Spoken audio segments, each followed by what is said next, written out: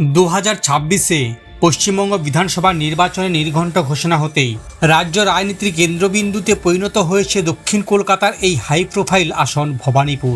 2026-এ পশ্চিমবঙ্গ বিধানসভা নির্বাচনে নির্ঘণ্ট ঘোষণা হতেই রাজ্য রাজনীতির কেন্দ্রবিন্দুতে পরিণত হয়েছে দক্ষিণ কলকাতার হাই প্রোফাইল আসন ভবানীপুর।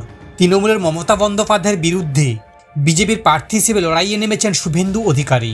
গত লোকসভা নির্বাচনে পরিসংখ্যান এবং সাম্প্রতিক ভোটার তালিকার রদবদল এই কেন্দ্রে তৃণমূল শিবিরের জন্য এক কঠিন লড়াইয়ের ইঙ্গিত দিচ্ছে। পরিসংখ্যান অনুযায়ী 2024 সালের লোকসভা ভোটে ভবানীপুর বিধানসভা এলাকায় তৃণমূলের লিড কমে দাঁড়িয়েছিল মাত্র 8,297 ভোটে। এই কেন্দ্রে মোট 8টি ওয়ার্ডের মধ্যে 5টিতে বিজেপি এগিয়ে রয়েছে, যার মধ্যে 63, 70, 71, 72 এবং 74 নম্বর ওয়ার্ডে গেরুয়া শিবির শক্তিশালী অবস্থানে। অন্যদিকে তৃণমূল কেবল 73, 77 এবং 82 নম্বর ওয়ার্ডে নিজেদের আধিপত্য বজায় রাখতে সক্ষম হয়েছে, যা শাসক দলের জন্য উদ্বেগের কারণ। ভবানীপুরে প্রায় 50% অবাঙালি ভোটারের মেরুকরণ এবং ভোটার তালিকা থেকে প্রায় 47,098 জনের নাম বাদ পড়া নিয়ে রাজনৈতিক তরজা তুঙ্গে।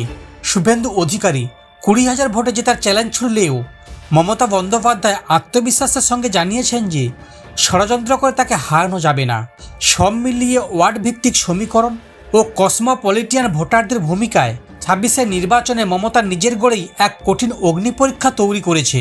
ভবানীপুর কি মমতার জন্য চ্যালেঞ্জ? বিধানসভা নির্বাচনের আগে শুভেন্দুর হুঙ্কার ও পরিসংখ্যানের লড়াই এখন দেখার বিষয়। ফের নির্বাচন কমিশনের বিরুদ্ধে অভিযোগ তুলে সরব হলেন মমতা বন্দ্যোপাধ্যায়। পাশাপাশি প্রশ্ন তুললেন একের পর এক অফিসারের বদলি নিয়েও। নাম না করে ফের একবার আক্রমণ শানালেন শুভেন্দু অধিকারীর বিরুদ্ধে।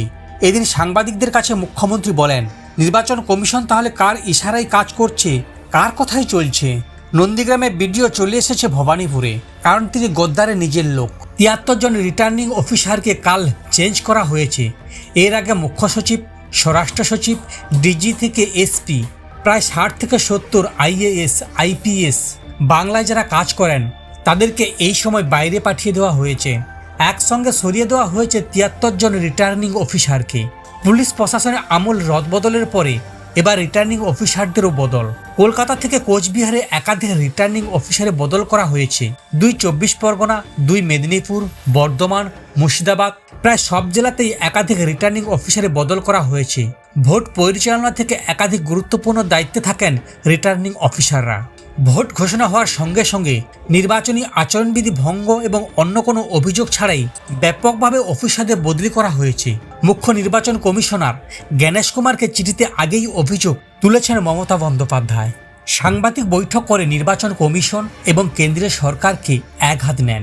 আক্রমণ শানান মোদি এবং অমিত শাহের বিরুদ্ধে।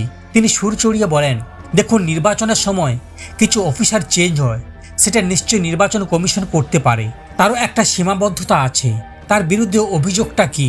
দুটি হচ্ছে, যারা নির্বাচনে সম্পর্কিত কাজের সঙ্গে যুক্ত আছেন তাদের কিছু কিছু ট্রান্সফার করা হয়, কিন্তু এবার দেখছি মানুষ খাদ্য পাবে কোথা থেকে?